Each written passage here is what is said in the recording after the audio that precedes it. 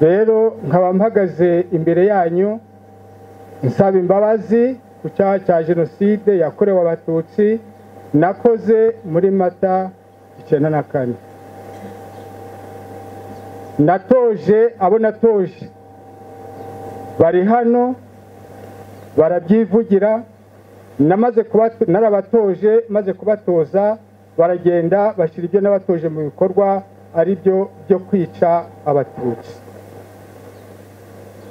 Rero naburanye mpakana icyaha mvuga yuko nta cyaha nakoze.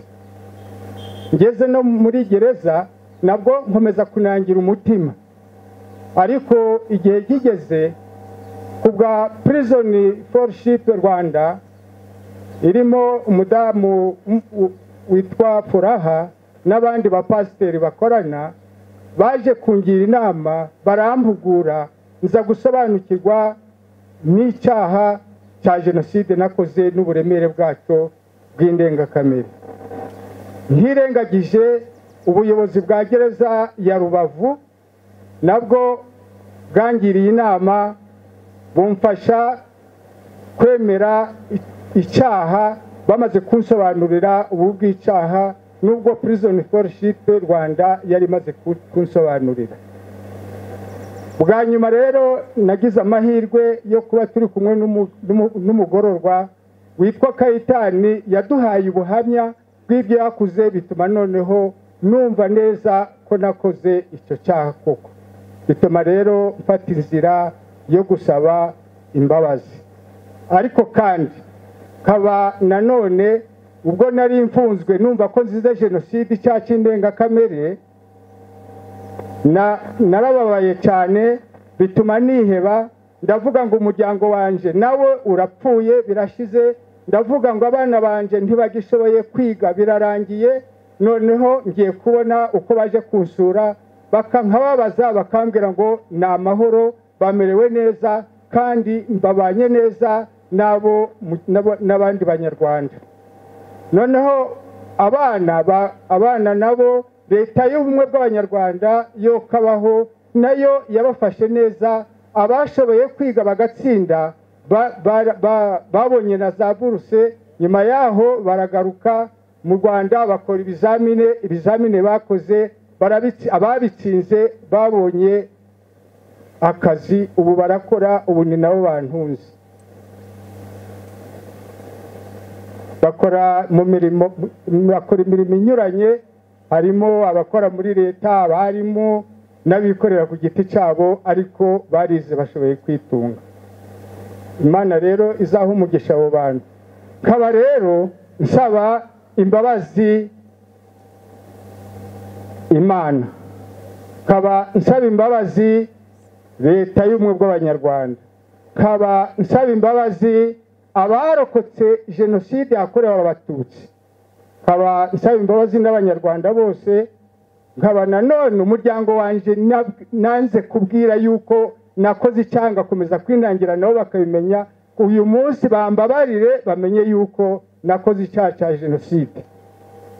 Rero kaba ngira ngo rwose nsabe abari abasirikari ko bafata iya mbere baba barakoze icyaha cya jenoside, nabo bagatinyuka bagasaba imbabazi abanyarwanda kugira ngo nabo babohoke mu mutima nk'uko naje nabohotse. Kaba nsaba noneho abasirikari ubu ngubu cyangwa se abakora umurimo wose ujana n'igisirikari kwirinda kuzagwa mu mutego wanaguyemo batandukira igihango bagiranye n'abanyarwanda cyo kubumbatira umutekano w'abanyarwanda. Murakoze. Mu by'ukuri kuba mpagaze aha ntabwo ari byiza nakoze.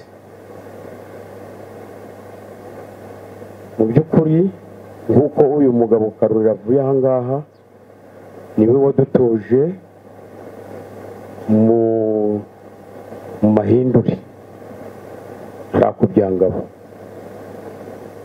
Ubwo rero mbere ntaragira icyo mvuga, ndasaba ko aba banyarwanda bose bari aha n'abari ku muhanda babyumve neza, ntabwo njyewe nishe abatutsi kubera ihanurwa ry'indege ya Habyarimana. Icyo cyo ngihagazeho ntabwo nabishe kubera indege ya Habyarimana, ahubwo njyewe nakuze nzi ko abatutsi ari babi, nabikuye ku nshiga rya sogokuru kuko ni njyewe wamutekeraga itabi nkicara impande ye akambwira ko abatutsi ari babi. ubwo rero narabikuranye, maze kubikurana nibwo numvaga ko ari wo abo bigishaga amahindure njayo ndiga. ndangije kwiga nigishwa ko abatutsi ari babi, noneho hakubitiramo no kuba baratubwiraga aribo bateye igihugu cy'u Rwanda. ubwo numvise koko ko ari babi. ubwo rero kubera ubuhome no kudasubiza amaso inyuma no kwirara tuzi yuko leta iriho ari izahora iteka ryose, yatumije nirara mu bavandimwe bacu twari duturanye hara mu Rwangeri ndabica. uko byagenze rero habaye ari ku tariki ya 7 z'ukwezi kwa 4 1994 ndi mu rugo numva ku byangabo induru ziri kuvuga. ndahaguruka, mfite mushiki wanjye ari hano, abarambwiye tugiye he kumva ku byangabo byakomeye. ubwo kubera cya kintu nigishijwe maze kumenya ko umukuru w'igihugu yapfuye kandi ko yishwe n'abatutsi, ubwo naramusunitse agwa ngiriya. mu guhaguruka aravuga ati ngusubije mu nzu uranze ariko ibizakubaho tuzabona uko bisobanura. ubwo nasubiye mu nzu n'umubyeyi wanje arazagara mu muryango ati guma aho ngaho uje kwica abantu b'abandi. ndarenga nawe ndamusunika ndasohoka. ngeze ku byangabo nsanga interahamwe n'imbuzamugambi ziraho ku byangabo zasinze, mbese ziri gukora ibintu bidakorwa. ubwo nibwo hazaga umusirikare uturutse ku Mukamira, araza ageze aho yitwaga Mburuburengero, yabaga mu kigo cya Mukamira, aravuga ati ko ntacyo muri gukora ahandi barangije gukora. ubwo hari interahamwe yitwaga Dusabimana, akaba murumuna wa Nzirorera uri abo ari minisitiri, n'uwitwa Musafiri n'uwitwa Kinamba, bari bafite imbunda. ubwo bazishize hejuru barasa hejuru, bamaze kurasa hejuru bati ubwo twatangiye. ubwo twarebye haraguru tuhabona umututsi witwa Rukara turamwica. tugeze haraguru tuhasanga umukuru we witwa Rusiyani, nawe tuba turamwishe. turakomeza turazamuka tuja mu cahoze ari Serire Rwangeri na Busogo. imiryango nibuka yari hatuye hari umuryango w'umusaza witwa Rudatinya, n'uwitwa Kaboyi, n'uwitwa Bukumba, n'uwitwa Bihutu. iyo miryango niyo nibuka yari hatuye kuko bari abasaza b'inararibonye. ubwo iyo miryango yari ihari turayica yose turayimara. ubwo ntibyatereye aho, twarazamutse kuri iyo tariki ya 7 tuja kuri paruwasi ya Busogo. tuhageze hari abatutsi bari bahungiye aho mu Kibikira, baturutse hirya no hino, n'abo mu nkengero zari zituye aho kuri paruwasi ya Busogo. umuryango nibukamo ni umudamu witwa Kabaraza, namubonye aha ngaha, n'umuryango wa Gateyiteyi. abari bari aho mu Kibikira bo ntabwo namenya imiryango yabo. abo bose twarabishe turabarangiza. ubwo twaramanutse tuva kuri paruwasi ya Busogo tuza ku muryango w'umusaza witwa Muhinda Abiri. uwo muryango nawo turawica turawurangiza. mu by'ukuri rero ibyabaye si byiza. ubwo nabaye ndi muri gereza ya Musanze, mbona abandi bari kwirega, njyewe ndanangira, ndavuga ndi ntugiye kwemera ngo nishe abantu. ubwo nimukira muri gereza ya Rubavu, ni naho nahindukiye. hari abapasiteri bazaga bo mu muryango wa Prison Fellowship bafatanyije na gereza ya Rubavu, harimo uriya muyobozi uyobora gereza ya Rubavu, baratwigisha batwereka ububi bw'icyaha twakoze. Ariko nararyamaga umutima ukambaza ngo abantu wabiciye iki, nkabura icyo nsubiza. Bigeze aho inyigisho zimaze kunjamo, nandikira iyo miryango yose navuze niciye, maze kuyandikira baza kuri gereza bari kumwe n'abapasiteri, imbabazi barazimba. Mu by'ukuri rero nje hano muri rusange kugira ngo iyo miryango ifite ababo bose baguye aho hose navuze ko rwose mpfukamye imbere yanyu ko mwami imbabazi. Nkaba ngomeje gusaba imbabazi umuryango w'umuhungu witwa Munana, ashobora kuba ari hano, abaye ku itariki ya 7 ku itariki ya 8 twumva yitwa mu Mugogo bari gutabaza ngo bavumbuye y'umututsi. Twasanze ari uwo mwana ari kumwe na nyina, turabazamura tubagaje haruguru gatoya, nyina turamwica. Tumwishe uwo mwana ari umuhungu twari turi kumwe, aramurokora amujana iwabo. Nizere ko ari musaza wuriya mudamu Mukadariyo, amujana iwabo ariko kagutyo n'uwo barahari, nawe nkaba ndi kumusaba imbabazi rwose ko namukoreye icandenga kamere. Mu by'ukuri nico canzanyaha, murakoze. narahemutse igihe nari nyoboye polisi mu cyahoze ari komine Mukingo, uwo bitaga burigadi. Mu 1991 mu kwezi kwa kabiri natondetse urutonde rw'abatutsi b'ibyitso bagombaga kwicwa, barishwa. Abo bakaba abari mu murenge wa Busogo, harimo Rudatinya, harimo Bukumba na Segahwege. Mu murenge wa Gataraga harimo Gasahane, Kaderevu na Kabango. Hakabamo Biniga na Sabini, Kirizoroge na Forora.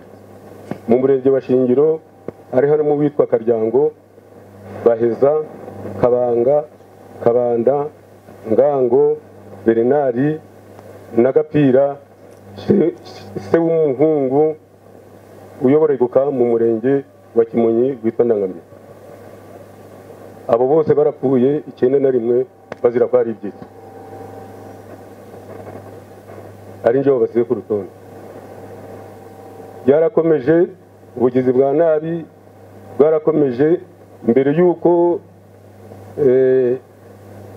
hagera mu kwezi kwa 4 muri 1994 mu kwa gatatu, natanze imbunda 120 mu mirenge yose yari igize komine Mukingo, aho buri murenge buri konse nagiye mu imbunda 15. Izo mbunda natanze ku itariki ya 7/9/94 nizo zishe imiryango y'abatutsi.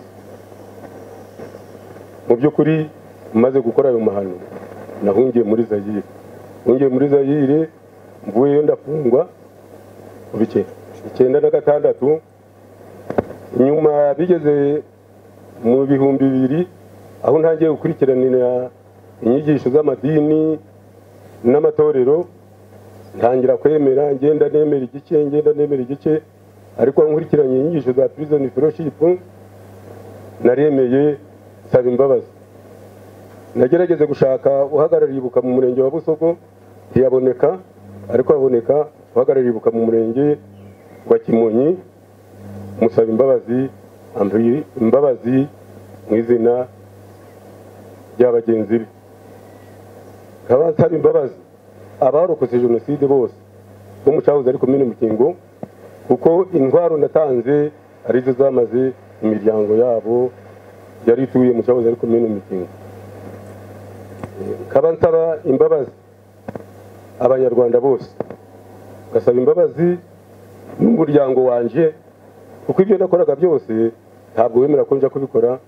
Amadamu wanje nawe ari hano yarambuzaga, ariko nkanga, ndetse yageze kumbwira ati kuri umusirikari wakwigira mu Nkotanyi ibyo gukora ni. Ndavuga nti ntibishoboka, niyemeje kurwanya umututsi aho naje mu batutsi. Yangira inama kuja mu Nkotanyi ndamwangira, ndavuga ni njyewe ntabwo naba nariyemeje guhiga umututsi kuva 91 none nje mu nkotanyi. Mu by'ukuri nikaba ntaba urubyiruko ko rutazishora mu mahano nkaya twagiyemo.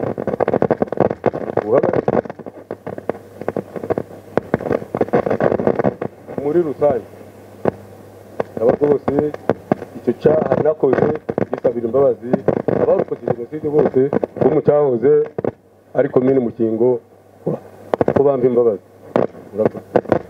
Iki cyaha twakoze ni indengakamere, ni ubuhemu bukabije twahemukiye igihugu cyacu, dore na n'ubu ngubu amaraso twamenye aracyagikururira umuvumo. Rero njyewe navukiye muri jenoside kuko navutse ku itariki ya 2 z'ukwa 7 57 z'ukwa 9 plutôt. Jenoside itangira muri 59 mukunze kuvuga ngo yabaye muri 1994. Nonse amashereka ya jenoside wa isupu cyangwa se umufa w'inka z'abatutsi zatemwaga icyo gihe. Batwikirwa ndi mu mugongo wa mama. Urumva ko iyo izo nka ba data baryaga nanjye mama uko yabaga ari kuzirya nabaga ndiko. Rimwe na rimwe umuntu afata n'ikiko agahisha umwana isupu. Umwana w'imyaka 2 aba yatangiye kurira muri ibyo, cyane ko n'imbyino ababyeyi bacu babyinaga zitari nziza. Abaparmehutu baraduhemukiye bakora revolution y'ububwa. Nta muntu ukora revolution ngo avuge ngo aratsinze, uwatsinze amusenyera mutwikire amwice, ahubwo amwereka ko yamutegeka nabi, noneho nawe akamutegeka neza nkuko FPR iri kubigenza ubu ngubu.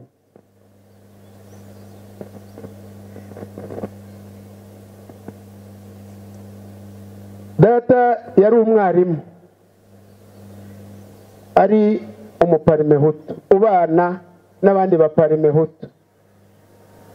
Iyo babaga bamaze kunywa inzoga, nkunze kubivuga abenshi wenda mujya mumbona no kuri bya byuma byanyu ni bari YouTube niko njya numva mubivuga mu mbabarire, ariko ugasanga babyina ngo nimubatwike bashya amazuru batazasubira bokabura ikibondo umva gutsindwa kw'abarunari.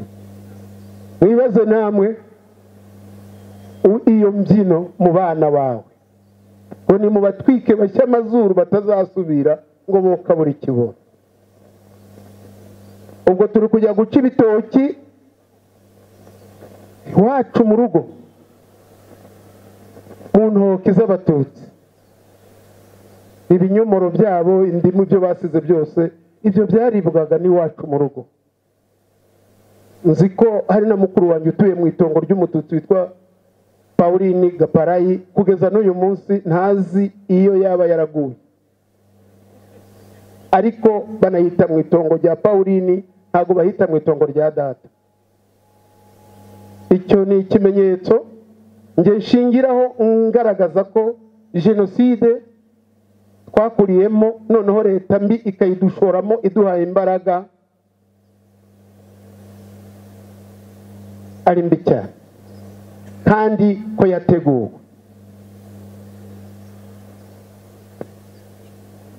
Nihuse ndetse n'izo mbyino za ba data, natwe ubwacu tumaze gukura twari dufite amatorero anyuranye nk'uko mwaboze abangaba mwaboze mubona babyina. Nabaye rero mu rukerereza mba mu itorero Irindiro rya Bikindi Simoni, ni umuturanyi wanyu hano muri Mutura. Iryo torero na hano iwanyu Musanze twarahageze. Imbyino twabyinaga zari zo kwangisha abahutu abatutsi. Abantu bakunda gukerensa jenoside n'abayipfobya bashaka kongera gukurura amacakubiri mu Rwanda, bifuza ko amaraso yahora ameneka mu Rwanda, bajya bavuga ngo ni indege ya Habyarimana. Ndagira ngo mbahakanire dutaha stade Amahoro i Kigali twizihiza anniversaire y'iyo independence itariyo. Abari hano bamwe muri mwe mushobora kuba mwari muri no muri stade twari kumwe, ariko imbyino twabyinaga n'iz'amacakubiri. Urugero, ibuka imitaga wirirwa gugenda, amajoro menshi urara rubunda, utuye ibutware cyangwa zibwami ukabigomwa bawe babikeneye, niyo ubijyanye ukabigezayo byaragushegeshe niba nagushimeye, maze wishimira ubwigenge. Ubwo twabyinaga ngo twasezereye ingoma ya cyami, ariko twebwe dufite simezi ngo imbi ya gikolonize, dufite imezi. Ibuka iyo independence urimo ushinyagurira abantu ababo baheze hanze. Njya nkunda kuvuga ngo iyo mbimenya,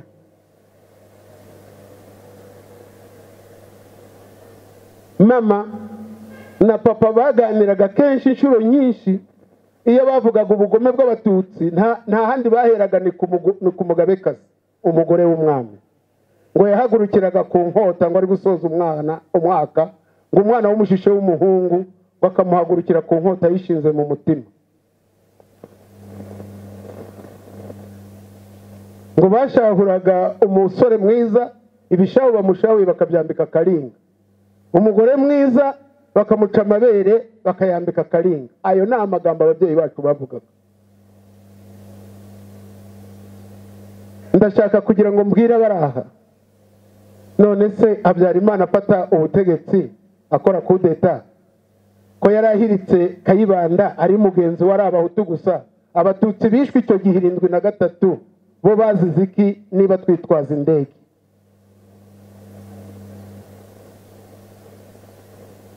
Inka zabo zariwe, amaze agasenywa, bari bakoze iki? Ko bari abahutu gusa bakoranye kudeta.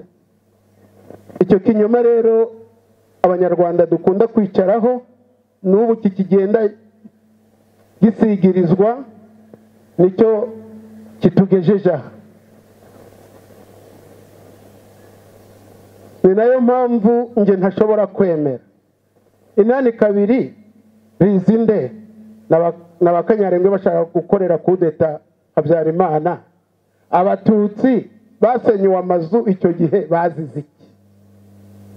Kwari Habyarimana na Rizinde bari bameranye nabi n'abakanyarengwe ari abahutu gusa, abatutsi b'icyo gihe baba barazize iki? Iyi ndirimbo maze kuririmba tubyina tubashinyagurira, Habyarimana ntiyari yicaye nk'uko mwicaye muri abayobozi, ntiyari kumwe n'umugabekazi w'Ubwongereza Elizabeth, ntiyari kumwe na Bamumbutu n'abandi ba perezida barenga 50. Abo batutsi twabaga turi kubashinyagurira bitewe n'iki? Ibitero by'iyi ndirimbo byose nibyo gushinyagurira abatutsi, kigasoza kivuga ngo uzaba intwari ntibabara imyaka. Habyarimana muri icyo gihe yari ku isonga ayoboye ingabo, bivuga ngo muri 59 yari ku isonga ayoboye ingabo. Abo batutsi baziraga iki icyo gihe niba abantu bakitwaza indege? Ndihuta, noneho nababwiye ko muri 90 inkotanyi zitera, nari ndi mu mujyi wa Kigali. Ibyo bitwaza mbizi, mbihagazeho n'amaso yanjye. Nari ntuye ku Gitega. Abatutsi bafashwe, bishwe, bakubiswe, ari abajyanywe muri stade Nyamirambo, ari abajyanywe za brigade, ari abajyanywe criminology. Abo bose nababonyeho kuko naratemberaga. Enzaho na Munyakazi ibyo babakoreraga ndabizi. Simbikangwa n'abajandarume ibyo bakoraga ndabizi. Indege se yari irahanuka?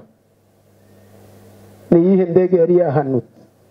hano Musanze, hano kuri stade niho izina ryakomotse ngo ndi ikinani cyananiye abagome n'abagambanyi.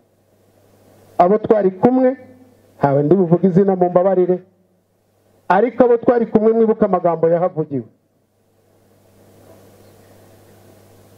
Nje nari nambaye igitenge cyanjye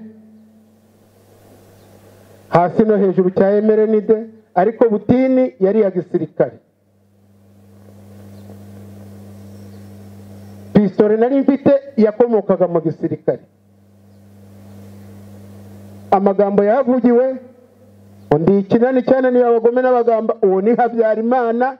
Noneho abitwaza ya ndege bajye bahagarara.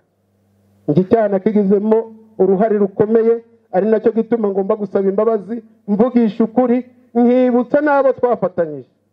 Mumaze kumva akarorero ko avuze ko nta muntu yatemye, nta muntu yakubise ubuhiri, nta muntu yarashe, ariko yaratoje. Ese abavugaga amagambo adushishikariza kwica abatutsi bo nabere? Mujye mwibaza. Twakoze za mitingi nyinshi ntaho tutageze, n'uyu mujyi twarawuzengurutse. Twagendaga ku mabisi hejuru. Abatutsi bahakoromekeye icyo gihe ni benshi. Habyarimana yaravuze ati umunsi namanukanye n'izi nterahamwe zanjye murabona uko bambaye. Twari kumanuka tujya he niba atari ukwica abatutsi?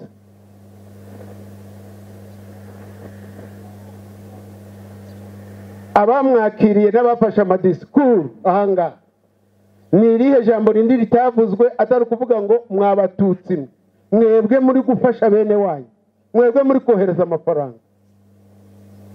Ntibazabasanga sahasi se hani Musanze. Nge iki gihugu narakizengurutse muri za mitingi zose. Ibyo twakoragamo, amamodoka yamenerwaga, amazu yasenywaga, ibyo byose ndagira ngo mbabwire ngo Habyarimana yariho, yari perezida, ari nawe wagombye kubihagarika. Ndashaka kugira ngo mbibutse abanyamusanze mwebwe,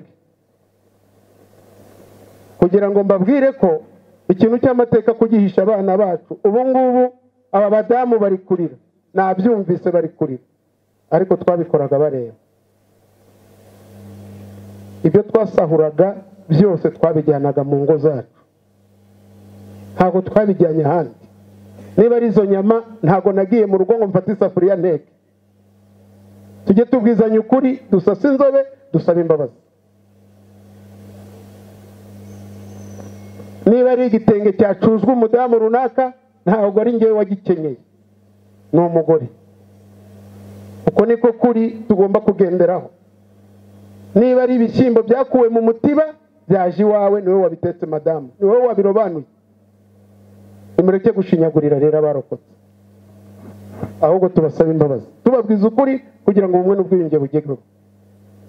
Uko nidukomeza ikinyoma, abana bacu nabo bazongera bajye mu byo twagiye. Ababyeyi baraduhemukiye, ntabwo dukwiye gusiga umurage w'ababyeyi badusigiye. Nimureke tuvugira ahagaragara, dusabe imbabazi nta buryarya.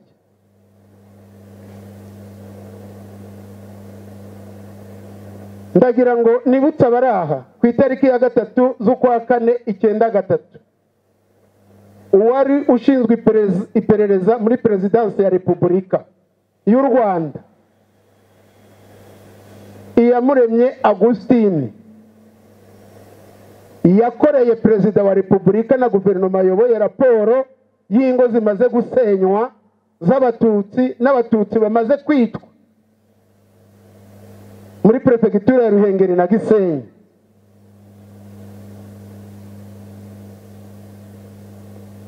Iyo raporo yamukoreye, iyaba umuperezida ushyira mu gaciro, iyaba abantu bari muri guverinoma itateguye jenoside, abo bantu bicaga aba bantu bagombaga kubafunga nkuko natwe ubu dufunze.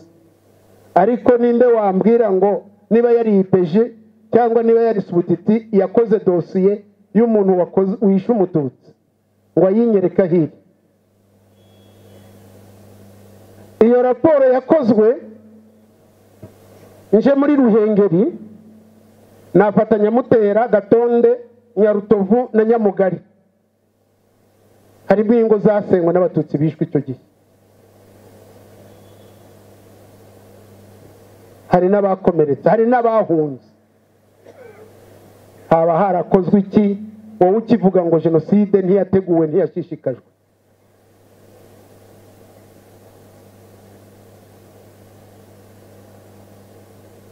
Ni ukuvuga ngo naje hano nk'umunyarwanda washishikaye muri jenoside ndetse mbishishikariza n'abandi nanjye. Ubu ndi mu rwego rwa mbere kuba icyitso cy'abayobozi ushishikara no gukora jenoside, kandi niko byagenda.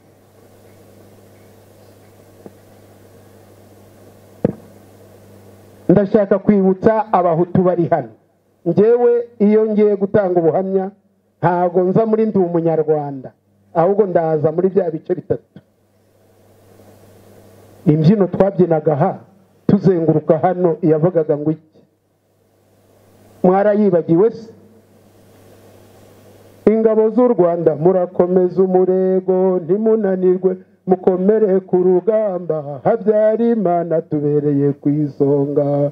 Abaturage natwe twese twarahagurutse muri serire na segiteri, gushakashaka hose inyangarwanda n'ibyitso byazo ziragahera.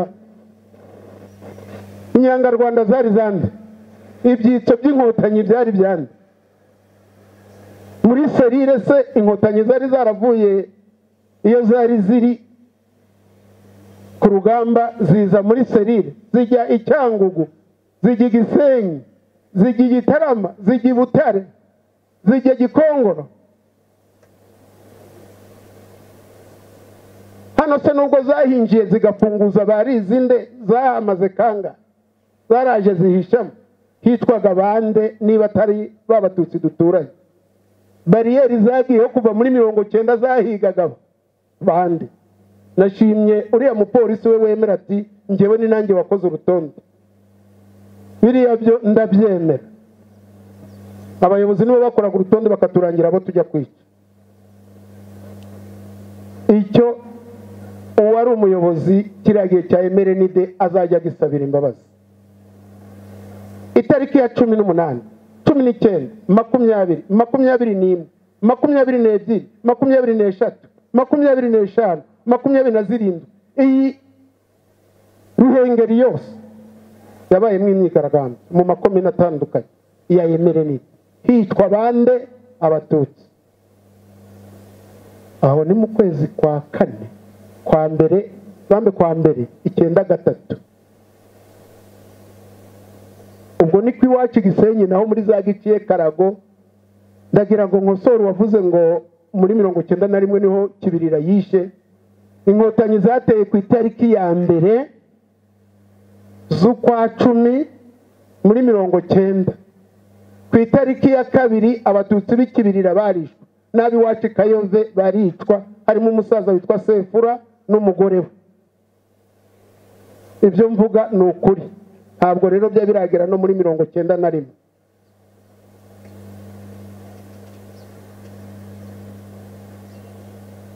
Aho ngaho mujye mwemera ko umugambi mubisha watangiye muri za 59 wakomeje ukura, tuwukuriramo twanga abatutsi nk'uko Rugumire yabivuze. Ndasubiramo ni iyo mbimenye. Twagiye mu myitozo ya gisirikari dukuwe muri za ministeri no mu rundi rubyiruko rw'amasegiteri igako, abandi Gabiro, nge nagiye igako. Ntabwo twari tugiye kwiga igisirikari cyo kujya kugwana ku rugamba, cyari icyo kurwana twica abatutsi. Uko kwari ukwiga kwica tugize vuba. Ntabwo twari tugiye ku rugamba. Na hano mu Ruhengeri mwibuka amabisi 3 yahahagurutse n'uwayahagurukije n'uburyo bayazanye akagera i Kigali. Abo basore bamwe muri bo n'ubu turi kumwe turafunganywe mu magereza atandukanye kandi tugenda twibukiranya uko twabinyuzemo. Mujye mumwemera ko jenoside yateguwe igashyirwa mu bikorwa. Ni nayo mpamvu nge nkunda gushimira leta nkanavuga nti nanjye iyo mbimenye, cyangwa nkavuga nti kuki nge ntavutse iyi leta yarafashe igihugu.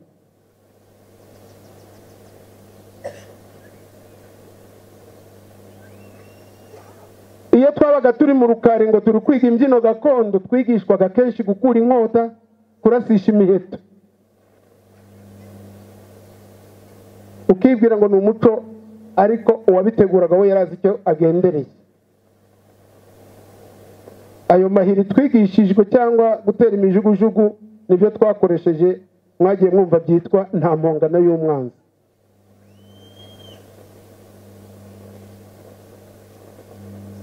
Rero ubuhamya bwanjye ni burebure, mbisubiyemo n'inzira zose twanyuzemo, uko twavaga muri mitingi, ndibuka tuva mu ya Mugesera ku Kabaya, ibyo twakoze hariya ku Kamonyi, ibyo twakoze tugeze ku Giti cy'inyoni, ibyo twakoze muri uriya mujyi wa Kigali. Habyarimana yariho. Banyarwanda, banyarwandakazi, bavandimwe, bahutu bagenzi banjye, mureke dusabe imbabazi. Twarahemutse birengeje.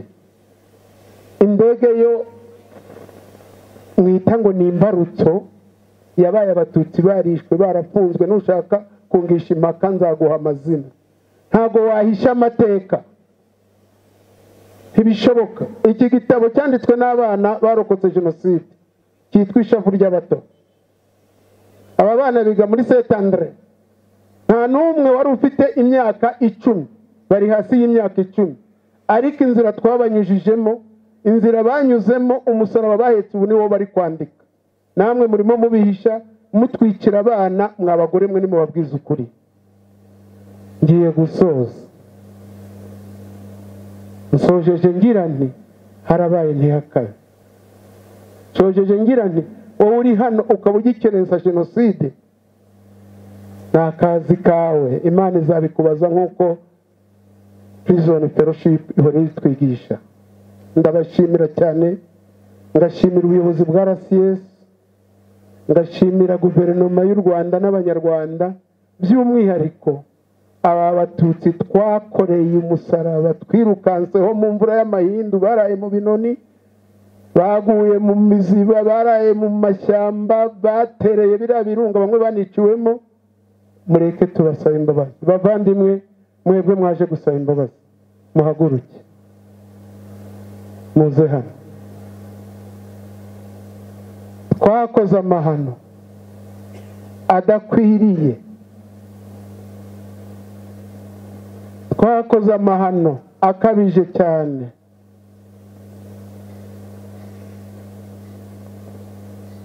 Twagize abana imfubyi, twafashe abagore ku ngufu, twishugwa agashinyaguro. Ubirebye ubu Imana ibazo ikabahagarika imbere yacu, twese uko duhagaze twakwikubita hasi. Hari abari hanze mu kidegenza, muzi ngo byararangiye, ariko ushatse wasaba n'imbabazi utagombye gutegereza.